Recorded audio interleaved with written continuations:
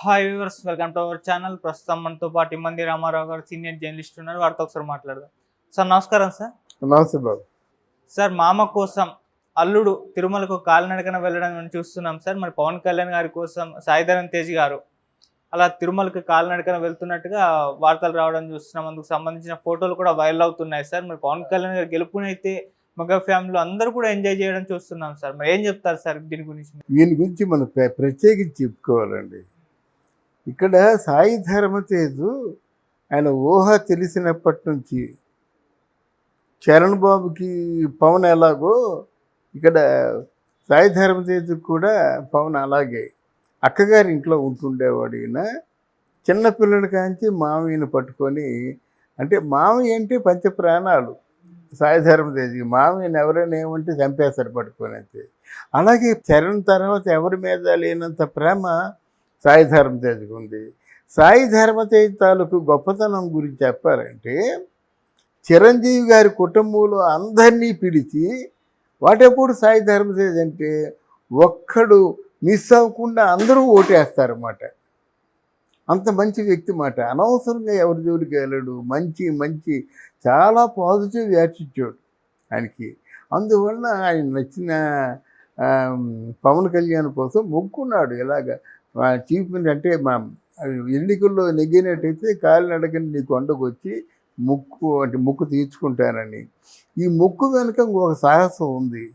Last ఇయరే చచ్చి బతికాడు, యాక్సిడెంట్ అయింది. ఇప్పుడు కూడా పూర్తి తేరుకోలేదు. అంటే ప్రాణాపాయ స్థితికి వెళ్ళినటువంటి సాయి ధర్మతేజు ఆల్మోస్ట్ 14 కిలోమీటర్ల దూరం మెట్లు నడిచెక్కడం. అందులో కల్లా దాన్ని ఎలా ఉంటాయంటే కొన్ని నిలువున ఉంటాయన్నమాట. అవి మెట్లు ఎవరికైనా గోవింద అనవలసింది అక్కడ.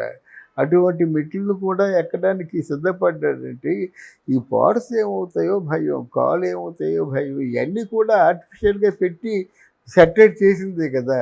కానీ అక్కడ కూడా చావు బ్రతుకులు తెగించి ఆ మొక్కు తీర్చుకుంటున్నాడు. అఫ్కోర్స్ భగవంతుడు ఆయనకి అండగా ఉంటాడు అనుకోండి. ఇంతేకాకుండా సాయి ధర్మతేజు పవన్ కళ్యాణ్ ఇన్స్పిరేషన్.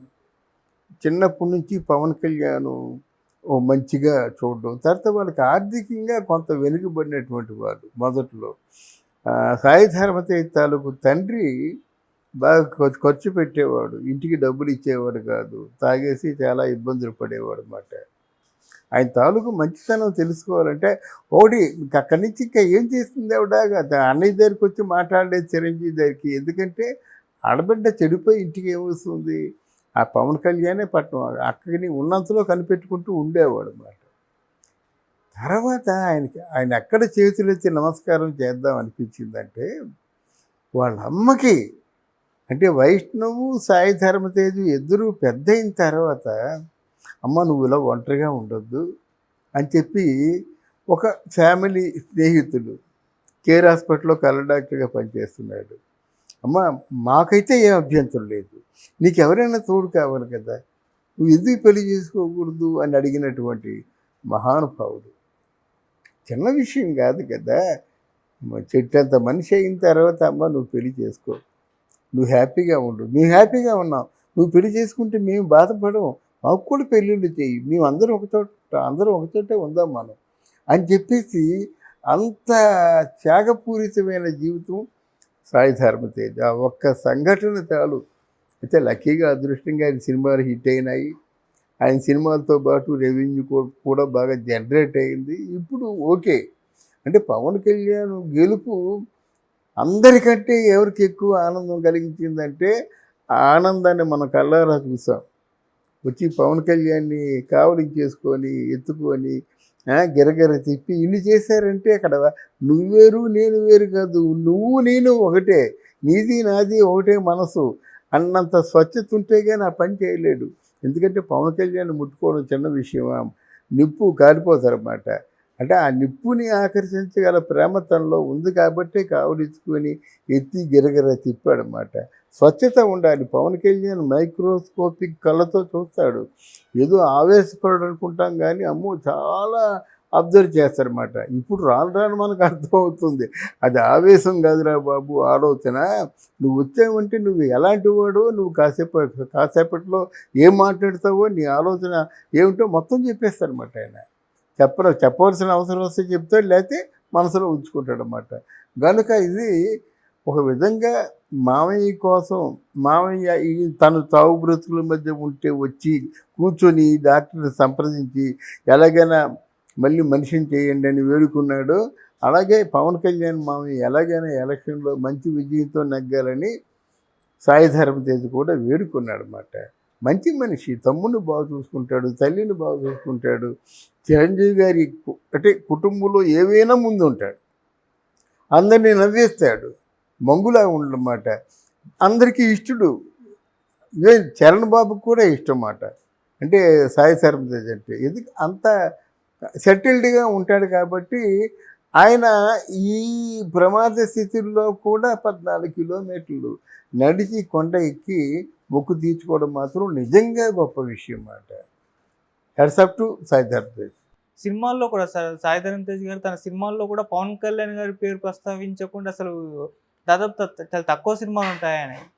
అవును, ఆయన నిజంగా ప్రేమికుడండి సాయి ధరమ్ తేజ్.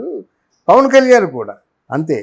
అంటే మరి చరణ్ అంతగా ప్రేమిస్తున్నట్టు చరణ్ వేరు, చరణ్ని తమ్ముళ్ళ చూస్తాడు. ఇక్కడ సాయి ధరమ్ తేజ్ ఏంటంటే అక్క కొడుకు కాదు కానీ తన చేతుల్లో పెరిగిన బిడ్డగా చూస్తాడన్నమాట. తనే పెరిగాడు, తనే తెలిసిన కాంచి మామయ్య దగ్గరే ఉన్నాడు. మామయ్య అంటే తను ఎక్కువ కదా, తనకు కావాల్సన్నీ కొని పెట్టడం, తనకేమో పుస్తకాలు చదువులు ఇవన్నీ అన్నిటి కూడా పవన్ కళ్యాణే కదా. తను తెలిసింది పవన్ కళ్యాణ్ ఒకడే. పెద్ద అయిన చేత కదా చిరంజీవి గారి దగ్గరికి వెళ్ళి అంటే కుటుంబంతో ఉండేవాడు, కానీ తన కోరికలు తీర్చేది మాత్రం ఎప్పుడు పవన్ కళ్యాణ్. అలాగని మన చిరంజీవి దగ్గరికి వెళ్ళడు అని కాదు. చిరంజీవి ఇంట్లో ఒక పసిపిల్లలాగా ఉంటాడు, తన హద్దుల్లో ఉంటాడు. అది విషయం ఏంటంటే పేదరికం కొంత క్రమశిక్షణ నేర్పుతుందండి. అంటే ఒక పని చేసే ముందు 10 రకాలుగా ఆలోచించి మన మన మన తాలూకు చేష్టల వల్ల అవతల వాళ్ళు ఇబ్బంది కలగకూడదు, మనం ఒక మంచి మాట్లాడాలి అని కొన్ని జీవితాన్ని నేర్పుతుందండి. పేదరికంలో ఉండడం వల్ల జీవితాన్ని నేర్పుతుంది. అటువంటి జీవితాన్ని బాగా నేర్చుకున్నాడు సాయి ధరమ్ తేజ్. సార్ ఎందుకు సార్ సాయి ధరమ్ తేజ్ గారికి అంత పిచ్చి పవన్ కళ్యాణ్ గారు అంటే పిచ్చి అనాలా ప్రేమ అనాలా కూడా తెలియదు. ఆ రోజు గెలిచినప్పుడు కూడా వెళ్ళేసి ఎత్తేసుకున్నాడు. అదే అంటే పిచ్చి ప్రేమ అవన్నీ ఏంటంటే చిన్నప్పుడు కొంచెం కొత్తగా రమ్మంటే రావు, కొత్తగా రమ్మంటే ఎక్కడ వస్తాయి. చిన్నప్పటి నుంచి అంతగా మరి వైష్ణవ్ తేజ్ ఎందుకు రాలేదు కదా. ఇప్పుడు ఇక అలా బండ్ల గణేష్ పెద్ద పిచ్చి అంటాడు కదా, ఆడేది రాలేదు ఇలా అనుకుంటా. అంటే తెచ్చుకున్నటువంటి ప్రేమలు తాత్కాలికంగా ఉంటాయి అంతే. కానీ నిజంగా ప్రేమ ఉన్నట్టయితే మాత్రం అడవిలో ఉన్నా వెళ్ళిపోతాడు సాయి ధరమ్ తేజ్. అది మాట, అది నిజమైన ప్రేమ. తర్వాత ఆయన ఎక్కడ చేతులెత్తి నమస్కారం చేద్దాం అనిపించిందంటే వాళ్ళ అమ్మకి.